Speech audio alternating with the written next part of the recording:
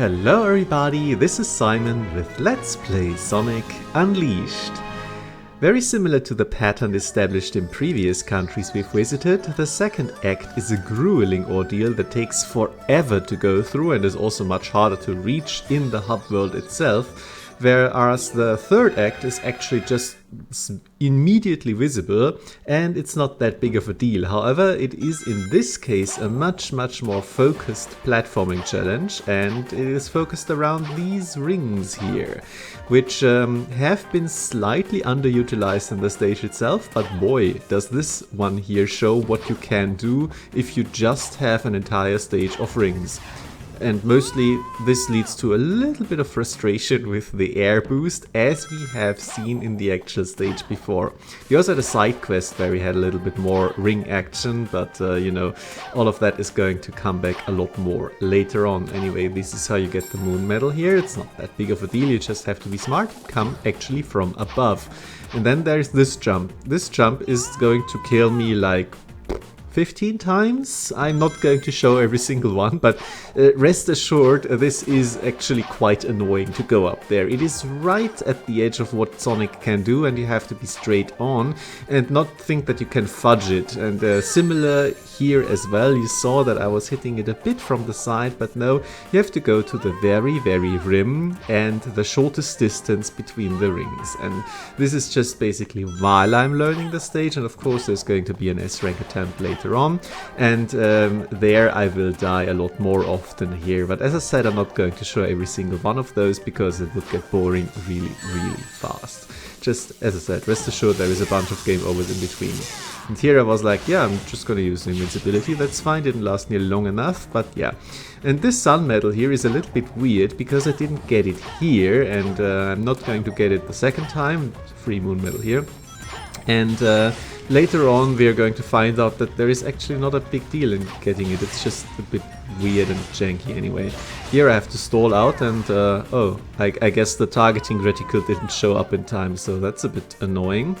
And you can also run off here if you take too long to jump, and yeah, these are all deaths that I have incurred trying to beat the stage for the first time, and they're a bit of a sample of, as I said, what's going to happen later on. Anyway, we're back here, and now this time here, ideally I can figure out how to always hit the spring again, which is again really awkward, and I'm not sure how it is exactly planned, because eventually I will have an attempt where it just works out immediately. And yeah, this is the end of the level. This final part, I don't really understand why it is there. It is absurdly linear. There is nothing to it whatsoever. And you just go forward and jump once. It's like, okay, I don't know why they put it there. It's a bit weird. It's like they didn't figure out a final obstacle for the rings and then just, you know, just gave up or whatever. Anyway, I'm just going to show here in short progression all of the points where I did die during the S-rank attempts. As you can tell, you can die on every square centimeter of this stage. It is pretty tough, especially considering all of the troubles that I said that I had with judging the distance and trying to go fast and have a little bit of flow to it. At some point in the middle I tried to not get to the rings at the start so I wouldn't get an air boost and instead just have an air dash. Because of no ring energy, so just a tiny homing attack, but nah, it doesn't really help. You're going to overshoot it anyway. And then, of course, we could also learn the value of patience here at the end, which is a, you know, slow but silent kill or whatever the announcer in Darkest Dungeon says. And there we go, up here, finally make it to the second part of the stage again, and there I like, just, you know what, I want to get the sun medal so I don't have to redo everything again, so I decide to sacrifice my life for it, and now we're going to see a full attempt from the start to the end. I wonder if this is the successful one. And yeah, generally I think the stage is fine, it's just a little bit too overtuned with how exact it wants it to be, and I also don't like how the timing can at some points just not work out. I think everything here, oh yeah, this by the way, you can't just get this. I don't know why sometimes Sonic just doesn't get it. Doesn't shoot fast enough. This part also looks like you would need the light speed dash, but you don't, so I'm quite happy for that. And here again, this just works out immediately, and similar to how the timing on the electric guys works, I think that they are all on a global timer. The rings at the end and the electric guys at the middle. So if you do everything correctly and well, then it works out and you can just blast through it without any moments of having to wait. But that's not always going to be the case, so that's a bit not the most efficiently built stage in this sense, but overall it's fine. And this all took like 10 minutes to record, 5 minutes in the video, so obviously I'm going to put in a few side quests so that we have an actual video going. And as you can tell from the length of the video, I got a little bit in over my head again. There is a lot more side quests than there is stage, but you know, this is just how this game goes. Again, we're going to go for a hard mode version of the stage. We have, pretty sure, seen this start already, but it is remixed a little bit more here now, and you have to engage with it a bunch more, because we're not just collecting a little bit of medicine and then the stage is over after a little bit. We have a very strict time limit. These 1.5 minutes do in fact matter quite a lot, and we have a lot more obstacles that are there to screw you over. There is also obviously a bunch of upper paths to this stage, which I am going to find out some of them how to get there, but not all of them. And there is also a lot more dickish enemies in the way, like this guy who keeps killing me. This happens a lot, by the way, so just like, you know, again, I'm not going to show every single death. It's getting a little bit old, you know, sometimes old Simon just makes a mistake or three, and then stuff just happens. The actual real obstacle in this stage is actually this boost pad, by the way, because for some reason the timing is extremely tight. You need 4 button inputs, and yeah, there's also a gotcha moment here where it's like, yeah, okay, think real fast, you do need to use that wall jump. And this is what I was talking about. I'm like, X, X or Y, which one is it again? And you don't have much time to figure this out. This one was in fact a Y press instead of an X press. I did have a little bit of a break beforehand, and sometimes, even though I usually am good enough at this, switching from PlayStation to Xbox buttons does get me a little bit. And yeah, again, you have to be real quick here. So for a string of attempts, I was just like failing all the time. And failing these 40 seconds in is you know, you have to replay the start quite a lot. It's not very fun. It's not very fun. Anyway, I finally reached this part again, and this is the last time this obstacle got me. The first time was the last time. So okay, that's fine. It's just a slight dick move, and then you know, it's a lot of what this game is doing is like this. This second spring, fortunately, you can fail it, though I don't ever fail it again.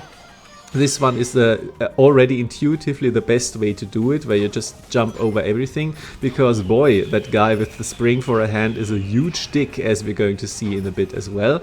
And here we have the rings again, so yes, do that fast, because you only have 5 more seconds, and yeah, the targeting reticle did show up, but then I screwed it up because I hit the button too fast. Hurts, because I was almost done, but I think I would have run out of time, so yeah, I don't know, maybe it would have hurt even more later on. I think it was like 5 seconds. Yeah, I probably would have died, so no need to worry too much about it. That was close, but yeah, actually this part isn't actually that dangerous, because the rings are much closer to each other compared to how it was in the Act 3 stage. And this one here actually does hurt a lot, because I was like, okay, so I gotta jump at some point, right? Like here, for example, oh, yeah, I should have jumped like a second later, a millisecond later, I don't know. And this was the last time for a while where I got this far, because something at the start kept tripping me up. Anyways, this is a bit later, and of course in the meantime I have optimized the start, so I found this one spring where you can just blast over a bunch of stuff. And this is the first time that I got stopped here and like, what is actually in those boxes? Oh, this is how you get up there. I should have figured it out at some point, but you know, when you do have muscle memory for a safe route, eventually you are encouraged to do that again. And this is the first time I did this, by the way, and I think this is the only time I did this, but that's something to keep in mind for the main stage, because of course this obstacle is going to be there again, or this set piece, so yeah, good way to think about this. Now, I mentioned that this guy with the spring on the shield is a bit of a dick, and do you think I was kidding? He's a huge dick, he's an asshole. Like, what the hell? I do not know how to get past this guy, because I just want to, you know, boost over, but if Sonic is already falling down, he will get the targeting reticle, and he can't untarget an enemy, right? So if I just want to boost over, it's like, no, you're always going to homing attack, because it's the same button. And yeah, I mean, again, if the homing attack is the jump button, you have its own issues, so... And yeah, then of course I ran out of time. Anyway, I'm going to show the successful attempt now because, boy, as I said, it took me quite a while to get through all of this, but if you string everything together, it's actually quite nice, and I do like this snippet of the stage, basically. You really have to optimize the start around all of these extra obstacles. You can already tell that I'm getting quite good at this, even though I'm not even getting all of the shortcuts.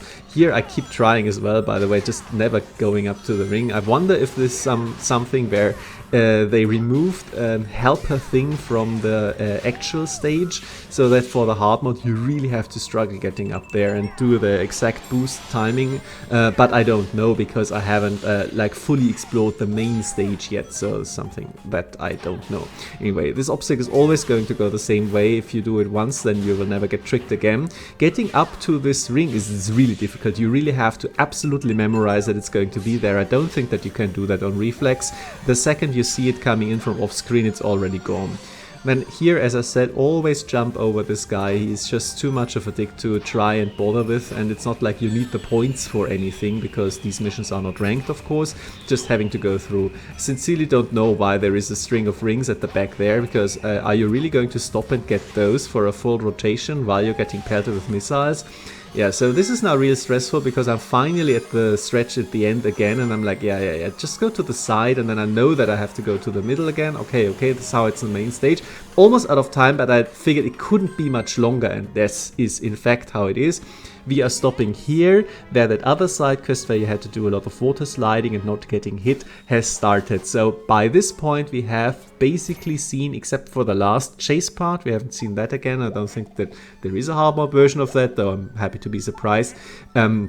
So we have basically seen two halves of the level since the end as hard mode versions now, so you could string them together and have a full hard mode version, which is again actually much more difficult and has a lot more different obstacles, though, as I've also said, until you learn each and every one of those, it is actually much more flow breaking, much more annoying and frustrating to figure out all of those things. So I'm quite happy with the normal versions of the stage, because especially as we're going towards the end game, they are going to get harder and harder on their own anyway. So all that said, I'm not looking forward to hard mode versions of, for example, the Shamar Day, because boy, it kicks my ass every time I'm playing it normally anyway. Now, this side quest here is a little bit weird because the setup of the stage is a very linear and tightly scripted one, and I am in fact failing it completely from the get-go because I am missing something at the start, but there is nothing that is stopping me from continuing in a completely empty stage except for those two wallflowers there. So I'm getting this and I see, okay, I have to open this at some point, so what do I do? And I'm like, okay, maybe I have to go over here to trigger some enemies spawning or something. This is very much not what is going on here, but it's good practice to go over here and try to get back, and yeah, this is obviously what's going to happen here quite a lot of times, and you know, it did in fact happen to me quite a lot of times. I mean, more than once, which is already enough to frustrate me. And here I'm like, oh yeah, maybe there is something behind. I mean, I already found the single sun medal, but actually, no, there is nothing here. There's just a part of the level where they didn't cut it out completely, didn't wall it off, and you can in fact get back there even though there is nothing there. However, at this point I'm like, oh wait, there are poles to the left here. I maybe should check those out. But again, this level doesn't force you to do this, so I just didn't realize you had to do that. Now we have another part of the box platforming, and really this whole thing here is ostensibly a bit about combat, but mostly it is about doing these very, very awkward floating box jumps, which are terrible in the main level as well, so having an entire side quest around them is not fun to say the least, but yeah. Now that I've gotten the first medicine in this corner, enemies have actually spawned, and I'm realizing, this is how the level is supposed to go, because now we can actually fight our way through these guys here to kill them and so on, and then figure out what is going on with the later parts of the level. So we only had a little bit of a preview of where to actually go, realized that, oh yeah, we have to do that awkward box platform at the very end of the level, which is going to be a lot of fun, foreshadowing. So looking forward to that. Anyway, here's a bunch more enemies to kill. These ones have come down from the top platform actually, which is something I will figure out in the final attempt at the end. And we're going to see them in a more natural position later on, but this will leave the top platform here a little bit weirdly empty. I screw up the wrestling moves here, but then I just kill them in the air with normal punches, which is fine. We don't really see that often because I tend to favor the wrestling moves to slam them down into each other. But yeah, you know, all moves are beautiful or something, so yeah, that's nice. Now this room actually has a purpose, because in the main level there was nothing in there except for like 10 rings, which, I mean, sure, if you need the score, but now they actually did something there.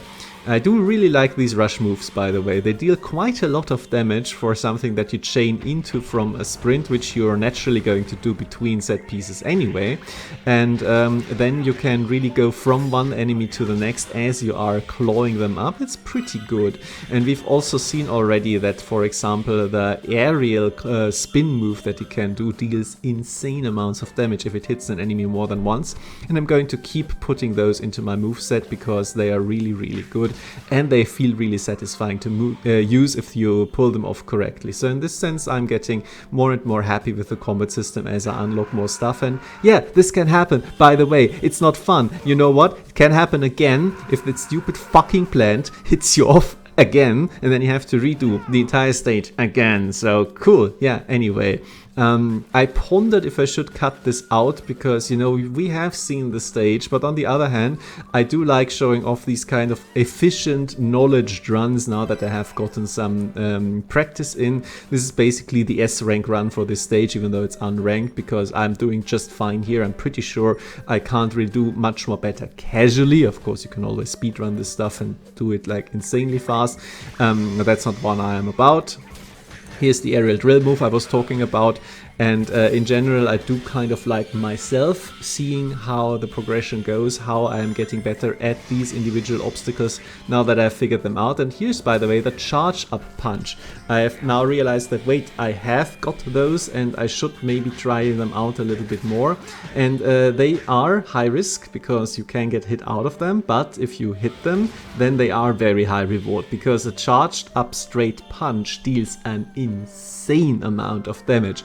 In fact, it deals so much damage that this is how speedrunners kill bosses fast, because if Sonic is leveled up completely, then the charge up moves will do so much damage at once that even a boss with multiple phases will have, in its first phase, drained the entire health bar completely. And the game, whoops, is good enough programmed that if the health bar drains, the boss is dead and it doesn't force you into a second phase with a sliver left or something. If it's dead, it's dead. And this is pretty cool to watch sometimes, especially on the more frustrating bosses. But it also is like, okay, so how's the best tactic for this boss? Like, have a level 99 damage Sonic and do this one move. Like, that's not a tactic. Anyway, I digress. I'm very careful here. I almost still slip off because God, is it awful to jump on these things. But yeah, I eventually prevail, and this is how you do this side quest. But you can tell that some of them are getting a little bit more elaborate, are basically also hard mode versions of the night levels on their own, while doing a lot more remixing, while doing a lot more compartmentalization. And I think there is a lot of stuff to be gained from there. Though this one here is a bit of a bad example, because I said it's mostly about being bookended by the terrible, terrible platforming on the floating boxes, which of course will leave a sour taste in your mouth no matter what. And it's not like you get a huge reward, so I feel like a lot of people are going to skip them. However, you are going to miss out on other levels that come afterwards that are, for example, ones that I'm going to show off, because I'm not done with this side quest chain for now, so I want to show off a little bit more. Now here is an interesting question. The pick-me-up medicine that he wanted, do you remember it? Because I'm like, where is it? Is it somewhere here in the level? Maybe this guy sells it, so I'm buying some stuff, that's why I'm including it, but I didn't really find it. And then I was like, wait a second, is it possible that I have it? And if we remember back to episode number 20, so that's quite a lot of time ago, when I first was in Shunan, I went up here and got a pick-me-up. And it's like, it's been a while. And it's something that I also did in Apotos, where I got this one mermaid statue thing, which was a side quest requirement for way later. And like, okay, so I do actually have it. You can tell I'm already getting a little bit frustrated. Where is it? Where is it? And just like, just talk to him again. It's like, oh yeah, I got it. Okay, that's cool. That's nice. And I do feel it's a bit misleading because he does say that it's in the village, and the entrance stage is not the village. And think, right? It's like, is it supposed to be part of the village? It depends a little bit, I feel like, in what the glossed over lore of these various places is. Like in Masuri, it was like, oh, there is this open space back there that is in front of the temple, I think. But I don't really know if this is supposed to be like also a temple-ish area that they just don't go to that often. Anyway, now getting snacks. We are again in a side mission at night. And I do really like this one. This is a pretty fun, bite-sized level. Again, it can't be that long. You have a 5-minute time limit, but I think I will have like 2 minutes left over at the end. So it's breezy. It doesn't have too much annoying fights, especially as I'm getting better at handling the wasps. With, for example, the drill move, which is excellent if you can hit them with. You can kill 2 of them at once if you chain it up well, so that's very nice. This one here is basically structured so that you have a little bit of a fight, a side room where you actually have to find your medicine, so you don't get it free. The food, I mean, in this case it's food.